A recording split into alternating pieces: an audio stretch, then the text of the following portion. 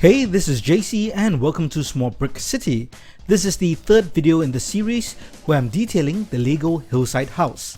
In the previous two videos, I detailed the ground floor, which was the kitchen and the study area, and the second video concentrated on the top floor, which is the master bedroom and bathroom. In this third and final video, I'll be detailing the exterior of the house, specifically the side yard and the front porch. As I detail the exterior, I will share with you my thought processes and approach and decisions I make to detail the different areas. Currently, the side yard is not very detailed. I have a few random items lying around in the garden. Some came from the original build, some things I placed later on. So the first thing I'm going to do is to remove everything in the exterior, and this will allow me to plan the different areas I want to detail. Let's get started. I'm basically going to remove all the exterior elements, but I'm going to keep the main landscape and structure of the garden. I'm not making any major changes to the levels or layout of the exterior. The first thing I want to do is to add a water feature over here. This will be an irregular shaped small pond made out of different sloped bricks. For the outline structure of this pond, I use a combination of different sloped brick parts in dark grey as well as light grey and cheese wedge pieces. I'll create a random shape that looks natural, yet highly identifiable as a little pond. Generally, in any landscaping or layout, you want to move away from straight lines or just simply creating rectangular or squarish blocks. You want to break the shape of straight lines and create different angles, circular patterns, or irregular shapes. What this does is to create more variety and visual interest, as LEGO buildings generally are structures with a lot of straight lines. Creating irregular patterns like this makes it more interesting. I've created the main shape of the pond. Now I'm going to lay down some plates on the inside to serve as the bed of the pond. I'll use a combination of black and light tan tiles and later cover them with trans blue tiles. I'll put in one trans blue plate so that I can add in a plant feature. In this case, it'll simulate a large fallen leaf. Part of adding texture to any environment includes adding texture to the vertical space, such as the walls. Over here, I have a modified brick with an exposed stud, so I'm going to add in a plant element here to act as a wall crawler. Maybe this house is a bit under-maintained, that's why there are leaves in the pond and creepers on the wall. This plant stem element is to keep the piece in place so it doesn't fall off easily. I think that looks pretty good, and it is a nice start to detailing our exterior. Let's move to the front of the side yard. What I like to do is to build a short wall for privacy and to define the property line. I'm going to use modified pattern bricks for this, a combination of dark grey and light grey. I don't just want to build a straight wall because that can be quite boring. I'm going to do a two-tiered wall to give it some depth, and I'm going to cap it with tiles to lock all the bricks into place. I will also create two lights to add to each corner of the wall. I think this gives it a nice touch and is pretty realistic as well. What I want to do now is to visually link the entrance to the garden to the second level of the side porch. Again, sticking with the design philosophy, I will be using different round tiles to create a pathway from the main entrance of the garden to the second level. I will alternate between dark grey and light grey tiles to create an aesthetically pleasing footpath. Visual connectors are very important in any landscape or layout. Connectors create a sense of flow and a continuity within the build. This makes your whole property look organic and seamless.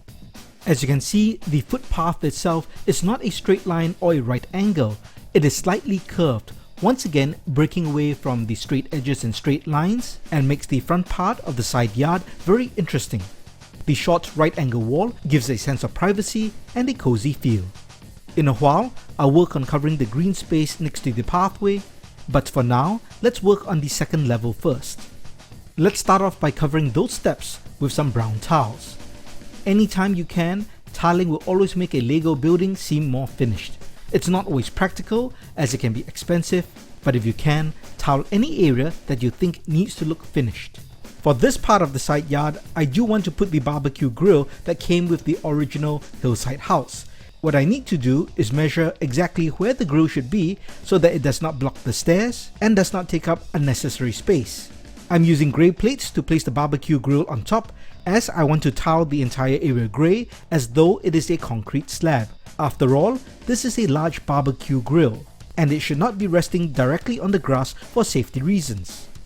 Once I figure out the exact position, I lay down grey tiles to form the concrete slab.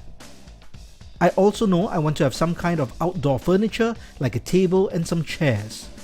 However, it is my intention to put a tree in this back area to create a nice backdrop to the entire side yard. I'm going to use the tree from the LEGO set 40236 Romantic Valentine Picnic. I've added a few more leaves to the tree, but it is essentially the same build. I'm placing it down onto the base plate first to mark its position so that I can work around it. It is my intention to cover most of this side yard with brown tiles to create a wooden deck. However, I first need to figure out the positions of where the furniture will be so that I can lay down the appropriate plate so that the furniture can be attached down. First, let's make some furniture. I'm using a gold round plate to act as the tabletop to contrast with the brown tiles later. For the chairs, I'm going to create two patio chairs out of white parts. These chairs will use clip and bar elements to create a hinging design. Once I've built the furniture, I place them in the position where I want them to be, note the position, remove them, and lay down the appropriate size plates. In this case, the total footprint is 2x8 studs. I look for the appropriate brown plates, lay them down, and cover the rest of the area with brown tiles to create a wooden deck.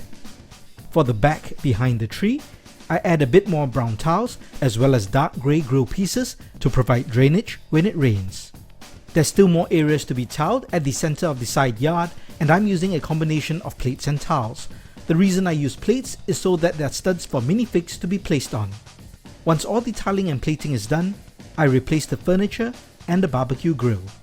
As you can see, the side yard is really taking shape. But we're still not done yet. Now it's time to fill in all these empty green spaces, and I'm going to do so using all these plant parts. I'll be using different sized flowers and different colored flowers to give visual variety and add some color throughout the garden.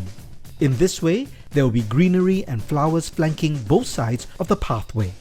This can be a very time-consuming process and pretty tedious, especially if you are working with a big empty space because there's just so much ground to cover. But if you put in the effort, the results can be quite stunning.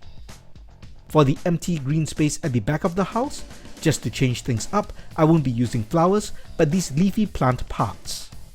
This is just to give a more complete look to the entire side yard.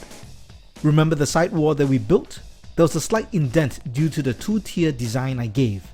This allows me to put a different style of plant part in front to fill in the empty space and make it look really textured. Let's move on to the front driveway. First, I'm going to tile up as much of this driveway as possible.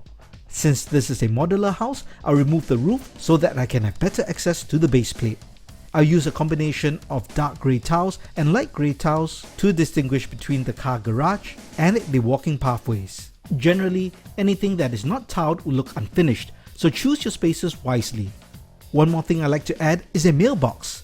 And this is a mailbox design that I originally designed for the Poolside Paradise set, which I remade. Let's have one more look around the garden to see if there's any more space to fill. And there seems to be an empty plate here, so I'll just add in 2 flower pots for good measure. We're almost about done, but to really give this house life, we need to add in some minifigs. And here we can see the completely detailed hillside house. I've added in a car in the garage, and here you can see the close-up of the mailbox, the short wall with the lights and shrubs on the outside, the colourful garden in the lower side yard, and on the upper level we can see minifigs having a barbecue party. There's a radio on the ground for music, everyone seems to have food, cake and drink, and you can see the detail of the pond, wooden deck, and general landscape. While it is a lot of work, you can see what a difference all this detailing makes. The breaking up of the straight lines and edges, the use of different colors from brown tiles to dark and light grey parts, and colourful flowers and green parts. Everything comes together to create a very detailed and rich exterior. Compare this to before we did all this landscaping and detailing. It is literally a world of a difference, right? Before we end the video, here's the top view of the completed exterior of the house. From this bird's eye view, you can get a greater appreciation of the layout, the different areas which are very distinct yet flow seamlessly from one area to the other, and how everything looks tightly woven together without looking too cluttered or claustrophobic. I hope you enjoyed this video of me detailing and landscaping the exterior of this hillside house. I think that everything has turned out nicely and it really enhances the look of the set. Let me know what you think in the comments. What would you have done differently? Are there any ideas that you can apply to your own LEGO city? This was quite a long video to produce. While the end result is about 10 minutes, it has taken me 3 hours to put this together. But it was fun and challenging. I will not be posting any new videos for the next couple of days as I've got stuff to do. But if you liked this video, please give it a thumbs up. And if you haven't, please subscribe to the channel. It lets me know that I'm producing content that you want to watch. Before you go, if you haven't watched the 2 previous videos in the series, do check out the links on the screen. Talk to you soon.